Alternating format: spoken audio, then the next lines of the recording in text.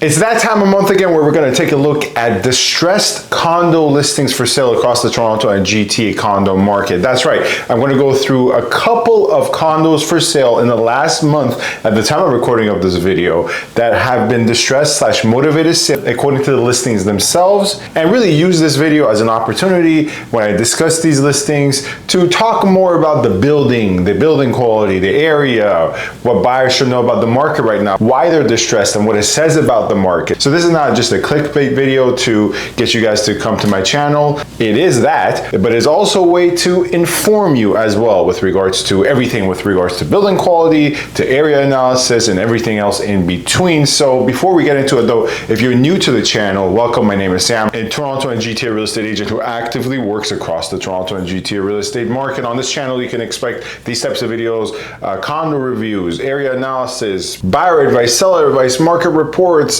tours of what I have sold and what I have bought for clients, and much more. So if you find any of this content enjoyable, you know what to do. Subscribe, follow, and give this video a like. Include your questions in the comments. And speaking of which, it's easier than ever to get in touch with me directly. The link to book a call with me is in the description. For any buying or selling inquiries, do what many people have done from this channel. Many of my clients have come from this channel. Get in touch for any further inquiries. Enough of that. Let's start with the Toronto condo listings that are distressed that we're going to take a look at today. So let's first start with the map, right? I tried to select a kind of diverse series of listings, right? Not just focusing on downtown like I did in the previous edition of the series. By the way, if you want to know more about the methodology about how I find these condo listings or any listings for sale that are motivated and distressed according to the listing itself, you can watch the previous edition of this series where I go through how I actually find these listings. Nonetheless, you see I try to be a little bit more diverse, selecting something as far as north as Newmarket. Obviously you have some downtown condos, Mississauga, and North York. Let's start with the first one. The first distressed / motivated condo listing for sale is 30 Shore Breeze, unit 6107. It's asking for $948,000. Now, if you've seen my videos on my other social media platforms, I don't think I've touched on this building in particular on my YouTube channel, but my other platforms I have. I'm not the biggest fan of the building, not to say it's one of the worst buildings by any means. It does have some redeeming qualities, but I think it's much better if it's avoided. I typically kind of shy away from recommending it to my clients unless there's like a perfect 10 out of 10 option in this building for my clients. I'm probably going to be a little bit hesitant to send them a listing from this building. Some of the building issues, the typical stuff you find in downtown condos and some Mimika condos, elevator wait times are a problem, parties are a problem, Airbnbs are a problem. Nonetheless though, if you get lucky on the right floor with good neighbors, you're still not going to have the best experience, but you're going to have a passable experience. But to me, passable, I don't go for passable for my clients. Nonetheless though, this particular unit, has been on market for 31 days. It's a 2-bedroom, 2-washroom, 30 Shore Breeze, and it's a pretty high floor unit. We'll see the view. The lack of professional photos don't help for sure. It has a wraparound balcony I can see off the bat. This is the floor plan as we can see. It's a bit on the smaller side. And the photos of the amenities, all that nice stuff, and the wraparound balcony. The view is very nice.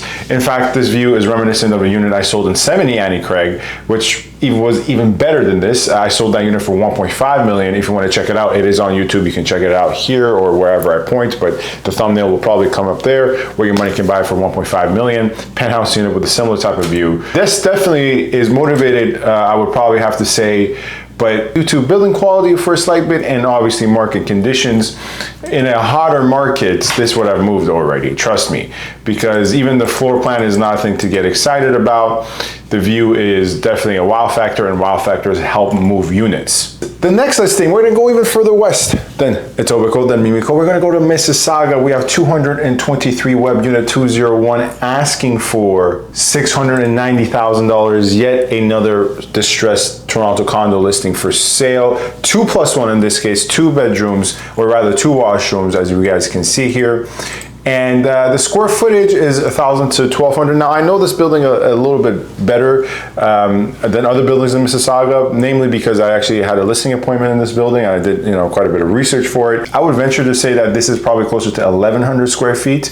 Obviously, I don't have the exact square footage, but if for a buyer at any point in time, I can actually get the exact specific square footage from the municipal site, MPAC rather. But when I did the research for this building a couple of months back, the building was selling around $810 per square foot, and clearly right now at $690,000 asking price, 1,100 square feet, if we assume that for the sake of this calculation, it's listed for far less than $800 per square foot. It's listed closer to $630 per square foot. Let's take a look at the unit. This building was built about, I think, 11 to 12 years ago. And one thing I like about this building is the floor to ceiling windows. I'm a big fan of that. The layout here is not my cup of tea, but I think there are certain buyers out there, I undoubtedly know, that would prefer this type of layout actually. It's just not my typical cup of tea. It seems a little bit too tight, too cramped. And the kitchen placement is a bit awkward in my professional opinion, but that's just my opinion. Here's the washroom, bedrooms, and yeah, the rest of the unit. And it is lower to the ground, as you guys can see. It is facing this lot. I don't think there's any like applications on this lot or anything, but this can be a hindrance for some buyers. I know from firsthand experience, although it is close to the park. Nonetheless though, if you recall from my previous video where I compared Q1 2024 to Q1 2023 numbers, all areas were pretty much down $3,000 to $6,000. Durham was actually up. Peel region, which Mississauga obviously falls in Peel region, and Mississauga is the most vibrant condo market within Peel region.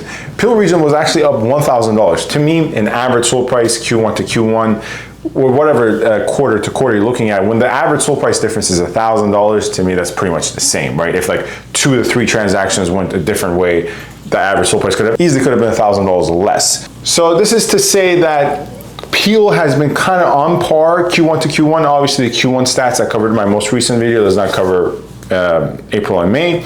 I would probably have to venture to guess that April was down significantly in Peel region, especially in Mississauga from last April, and probably the same applies to May, but although I would not be surprised if May saw a small increase or held up better May to May as opposed to the April numbers. This is really just pure conjecture, just from my understanding of the market at large and how the market has been moving in different regions. Nonetheless though, at $690,000, it is already a motivated sale at the asking, but definitely when they advertise in the listing, it is motivated. There's more room for a discount on this. There's definitely potential for a bigger haircut. Moving forward, 42 Charles Street. Now, if you've watched this channel for a long time, you're probably exhausted. You're like, Sam, why do you keep talking about Charles Street? It just keeps coming up. And if you do not know what I'm talking about, I've covered 42 Charles Street, Casa 2, and every other single Charles Street condo in one of my most recent videos. And I think one of my best videos, to be honest with you, everything you need to know about Charles Street condos. You can check that video out here as well. The reason I am, kind of shamelessly keep promoting that video is because I think it's one of my best videos, but it's not, one of the most viewed. I think it's very underrated. I think you should watch it. You will learn a lot about every single condo on Charles Street. What I discuss in that video, when I discuss in other videos, and I will give you another brief update, is with regards to 42 Charles Street. We have this listing, obviously, it's a 1-bedroom, 2-washroom, asking for around $658,000, as we see, 42 Charles Street, unit 1902. The issue is the builder of this building, and we'll go through the pictures in a sec, had solvency issues, filed for bankruptcy, but they had a lot of unfinished work in this building and in sister building.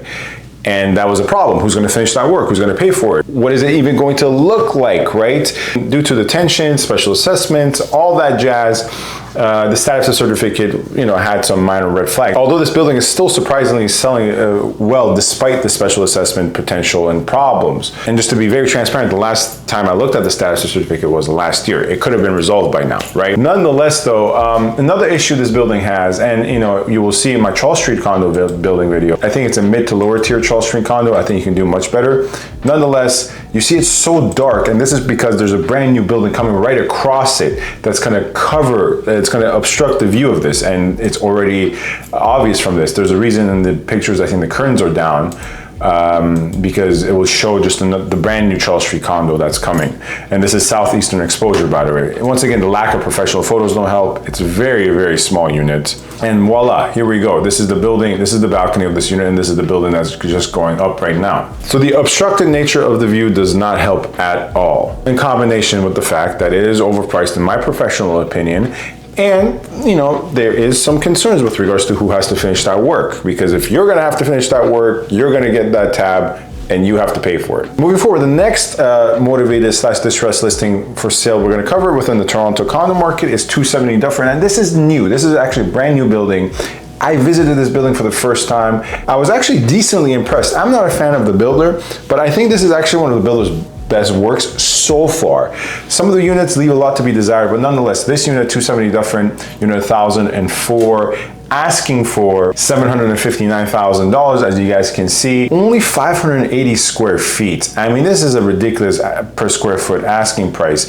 And already you can see why this is probably a distress motivated sale. This building was, once again, conjecture here, just using my wider knowledge and wisdom of how the market's moving, what people are experiencing, my ears to the ground, who I'm talking to, what I'm talking about, just using that more general backdrop of knowledge. I can tell you it's a very safe assumption to say in this case, the owner just got the unit, had to close on it, couldn't flip it on assignment, most likely is feeling the burn right now and is trying to offload it as fast as possible. That is most likely why this listing is being advertised as a motivated seller, and most likely they're trying to have their cake and eat it too. If you're gonna have a listing advertised as a motivated seller but have a ridiculous asking price, you're not going to move it, right? You're not gonna get the results you want. Nonetheless, let's take a look at the unit. This was the lobby. Once again, I was very impressed. One downside of this building is actually the visitor parking is paid for, it's not free.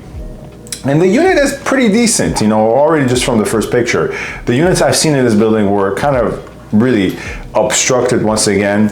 It probably has one of those bedrooms, yeah, exactly. You see it has that sliding door bedroom, and which I don't like. And this building has some units that have 2 sliding door bedrooms, believe it or not. Once again, shameless self-promotion.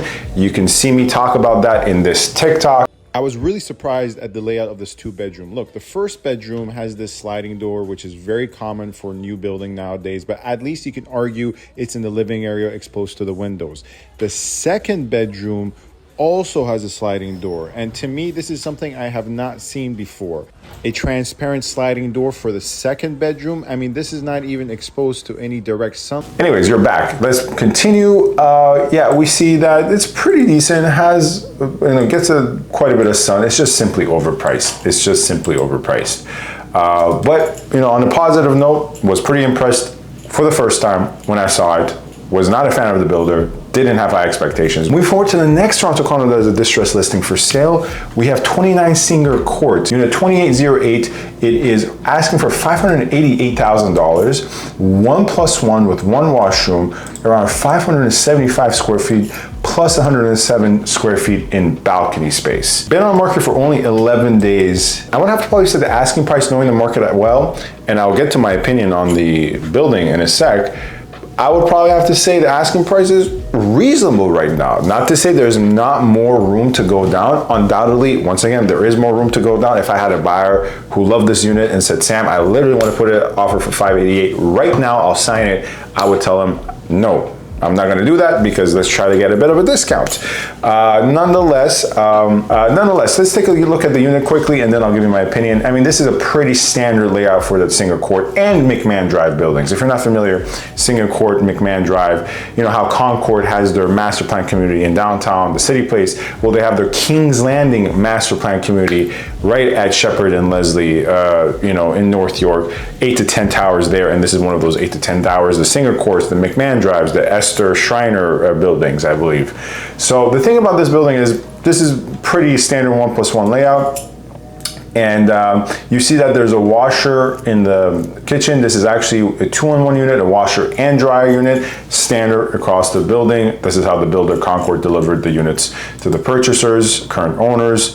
I've seen, this unit is literally the most diamond unit in this building, right? Most 1+1s look like this. Decent size. The thing about these single court buildings, and you can see already part of the issue is that there's the construction that's going to come to, obviously completely obliterates the view of this unit. But part of the issue with the single court, the McMahon Drive, those buildings at Shepherd and Leslie, is that first and foremost, they range from, frankly, in my professional opinion, once again, you can find other realtors who will disagree with me. I am not the be all end all, just my opinion. For the most part, these buildings are at best okay transitory options for someone who's a first-time home buyer looking for a cheaper price tag, who's only going to hold on to it 1 to 3 years. That's best case scenario, or absolute trash. I would say this is probably the former, that if you're going to hold on to something for only 1 to 3 years and you're not quite keen or really sensitive with regards to sound coming through the unit, or maybe the building being a bit mismanaged, occasionally, obviously, then this could be a decent option if you're a very price conscious individual. And we round out the list. We're gonna go all the way north to Newmarket now. With this unit, which is actually a stacked condo townhouse, if I'm correct, I believe it is a stacked condo townhouse.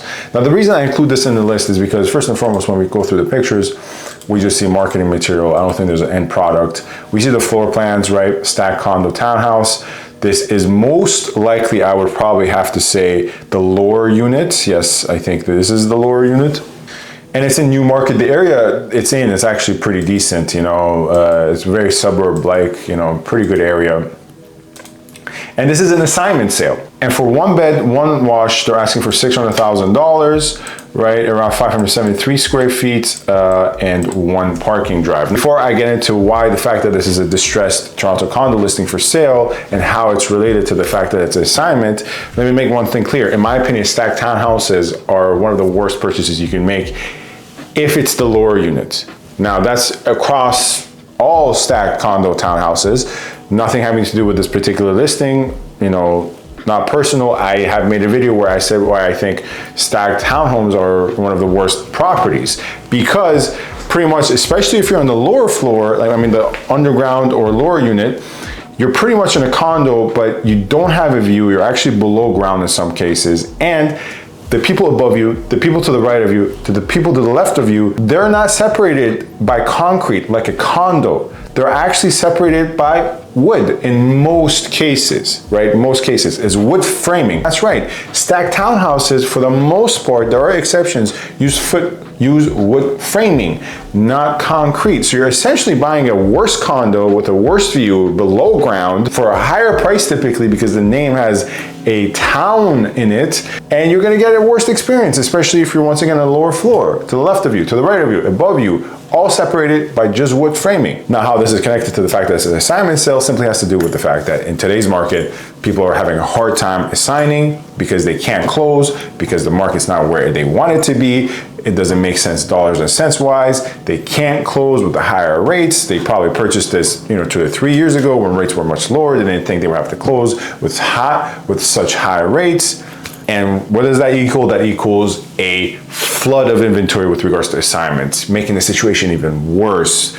Sellers cannibalizing each other, right? Trying to do their best to offload it before they have to close. We just recently discussed with 270 Dufferin previous to this, an example where it was a different situation, where they had closed, but they're just still trying to offsell it because they probably can't afford the mortgage. This is before that. They're not even trying to close.